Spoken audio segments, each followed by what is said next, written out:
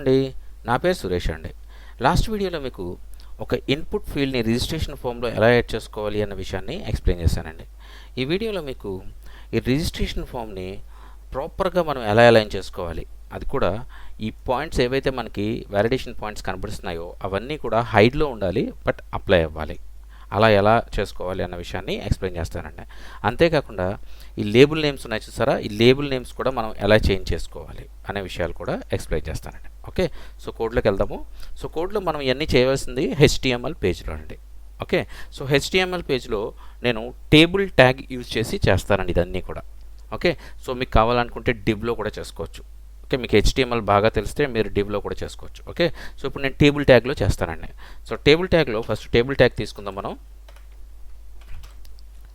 So మనకి ఇలా ఒక రోలో 3 కావాలి మనకి. అంటే ఫస్ట్ ఒకటి లేబుల్ కావాలి, తర్వాత ఒక చిన్న కోలన్ పెడతానండి, ఆ కోలన్ ఒకటి కావాలి, దాని తర్వాత ఇన్పుట్ ఫీల్డ్ ఉండాలి. ఓకే, సో అలా తీసుకుందామండి మనం. సో TRలో రో. ఓకే, సో కాలమ్స్ వచ్చి మనకి ఒకటి లేబుల్ది. ఓకే, సో నేను శాంపిల్గా రాస్తున్నాను, ఇంకా నేను కోడ్ రాయలేదండి ఇంకా మనకు గుర్తు కోసం. ఓకే, తర్వాత ఈ ప్లేస్లో మనం కాలన్ పెడదాం, అలాగే ఇంకొక కాలంలో ఇన్పుట్ ఫీల్డ్ కావాలి. Okay, so input. ఇప్పుడు వీటిల్లో మనం అసలైన కోడ్ని రీప్లేస్ చేయాలండి. సో లేబుల్ రాయాలి అని అంటే ఇక్కడ డబుల్ కర్లీ బ్రాకెట్స్ పెట్టండి. డబుల్ కర్లీ బ్రాకెట్స్లో form. Okay, form dot user name కదండి, user name dot label underscore tag, అంతేనండి. ట్యాగ్. సో లేబుల్ స్పెల్లింగ్ తప్పు రాశాను. Okay, label underscore tag. So ఇదే అండి, ఇది వస్తే మనకి లేబుల్ వచ్చేస్తుంది. ఓకే, సో అలాగే ఇన్పుట్ ఫీల్డ్ దగ్గరికి వచ్చేసరికి సేమ్ కర్లీ బ్రాకెట్స్ 2 పెట్టి మధ్యలో just form dot user name అని ఇస్తే సరిపోతుందండి. ఓకే, సో అలాగే దీని వ్యాలిడేషన్స్ అప్లై అవ్వాలి కదండి. దీంట్లో మనం వ్యాలిడేషన్స్ కూడా రాసుకోవాలండి. సో నేను దీని కిందే, అంటే ఈ ఫీల్డ్ కిందే, అంటే మనకు ఆ కాలం ఉంది కదండి, కాలమ్స్ ఉన్నాయి కదా, 3 కాలమ్స్ తీసుకుంటున్నాం ఒక రో కింద. సో ఆ రోస్లోనే కింద వ్యాలిడేషన్స్ వచ్చేలాగా మనం ఇక్కడ రాయాలన్నమాట. ఏం రాయాలంటే form dot user name dot errors.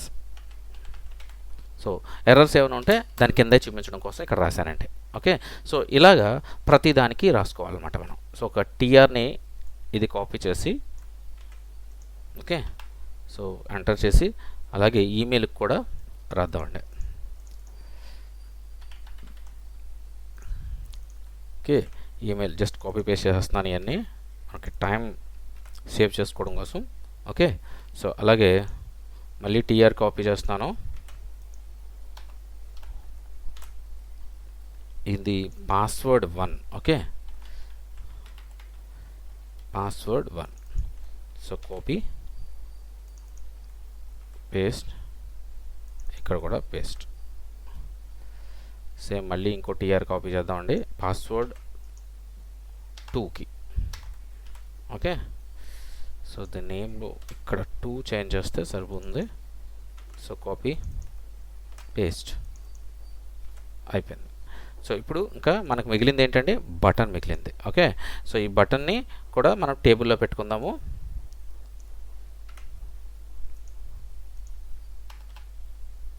So ఇక్కడ మనకి ఒక రో తీసుకున్నాము, ఆ రోలో ఫస్ట్లో మనకి ఏంటి ఉంటుందండి, ఫస్ట్లో ఏముంటుంది, లేబుల్ ఉంటుంది, సెకండ్ కాలం ఉంది, దాని తర్వాత మనకి ఇన్పుట్ ఫీల్డ్ ఉంటుంది.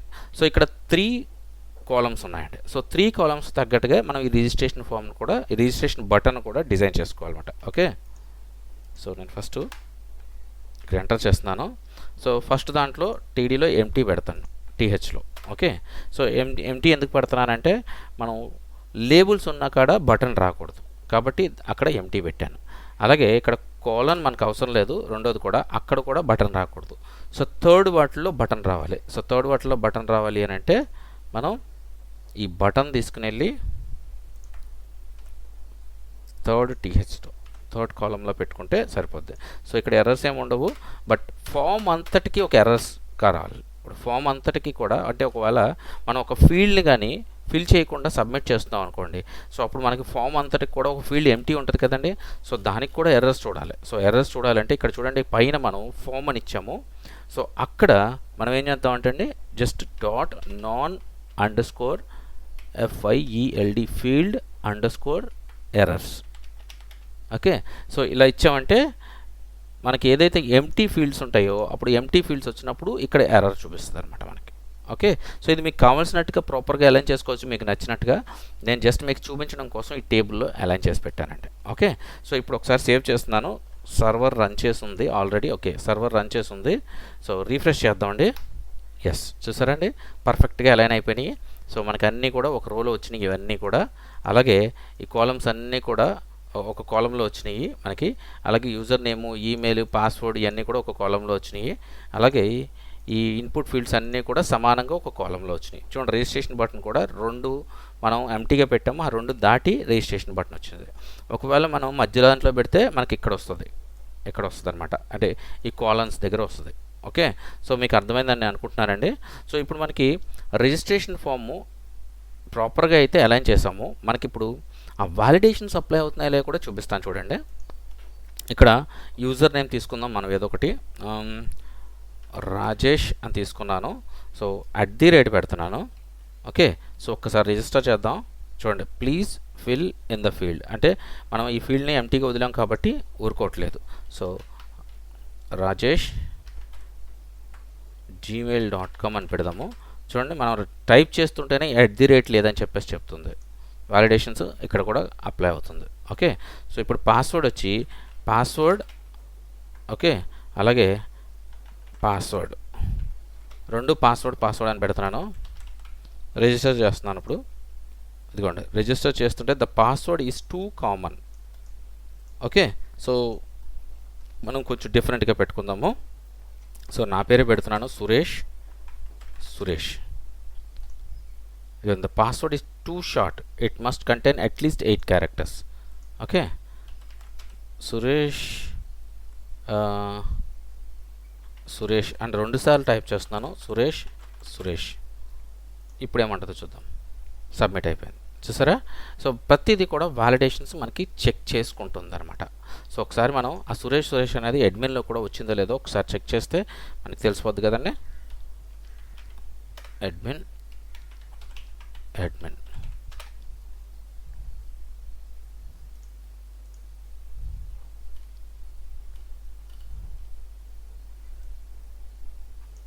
రాలేదండి. సురేష్, ఇగోండి రాజేషే కదండి మనం, ఇదిగోండి రాజేష్ @ సురేష్ అనేది పాస్వర్డ్ కదా మనం పెట్టాము. ఓకే, సో ఇదిగోండి రాజేష్.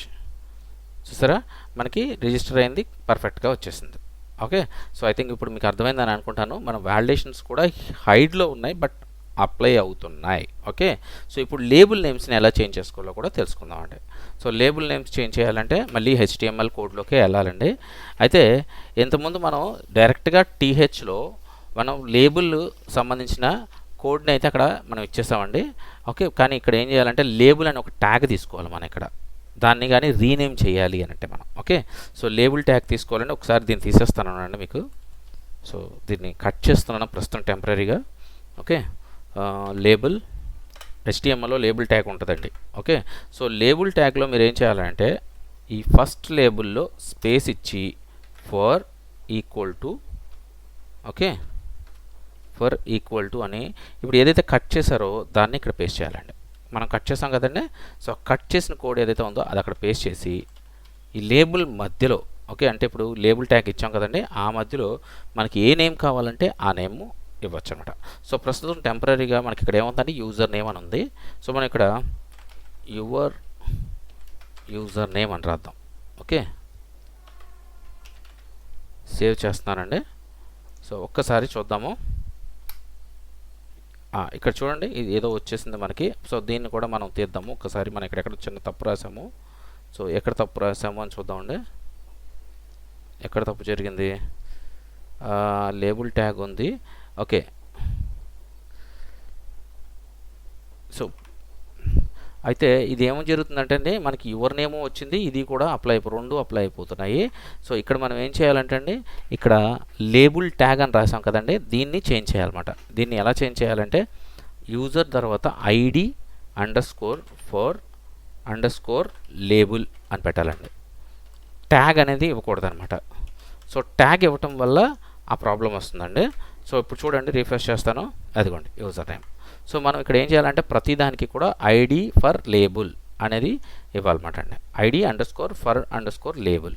ఓకే, ఇలా ఇస్తే ప్రతిదీ కూడా మనకి ఈజీగా చేంజ్ అయిపోతుంది అనమాట అండి. ఓకే, సో దీన్ని కూడా మనం మిగతా వాటికి కూడా అప్లై చేద్దాం ఒకసారి.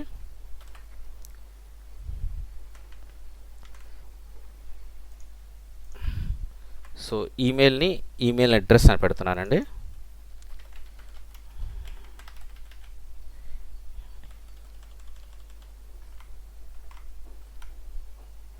ఈ మొత్తం అన్నీ రాసిన తర్వాత అన్నీ చూద్దామండి ఒకసారి. ఓకే, సో యూజర్ నేమ్ దగ్గర ఈమెయిల్ అని పెట్టాలి. అలాగే ఇంకా చేంజ్ చేయాల్సిన ఏమీ లేదు. సో సేవ్ చేయొచ్చు. సో ఒకసారి మళ్ళీ ఇది కూడా చెక్ చేద్దాం ఒకసారి. Yes, email address. Okay, so అలా ప్రతిదీ కూడా చేంజ్ చేసుకోవచ్చు మనకు నచ్చిన అన్ని లేబుల్స్. సో ఈ లేబుల్స్ కూడా ఇలా కస్టమైజ్గా మనకు నచ్చిన లేబుల్స్ని పెట్టుకోవచ్చు అని మీకు అర్థమైంది కదండి. సో ప్రాపర్గా అలైన్ చేసుకోవాలి అంటే రిజిస్ట్రేషన్ ఫామ్ని, అది కూడా మీకు అర్థమైందని అనుకుంటున్నానండి. ఇన్ కేస్ నేను చెప్పిన వాటిలో మీకు ఎటువంటి డౌట్స్ ఉన్నా, ఎక్కడైనా ఎర్రర్స్ వస్తున్నాయి అనుకో, ఏమైనా ఇష్యూస్ వస్తున్నాయి మీకు సాల్వ్ అవ్వట్లేదు అనుకో, అలాంటివి కూడా ఏమైనా ఉంటే పోస్ట్ చేయండి. ఓకేనండి, బాయ్ అండి.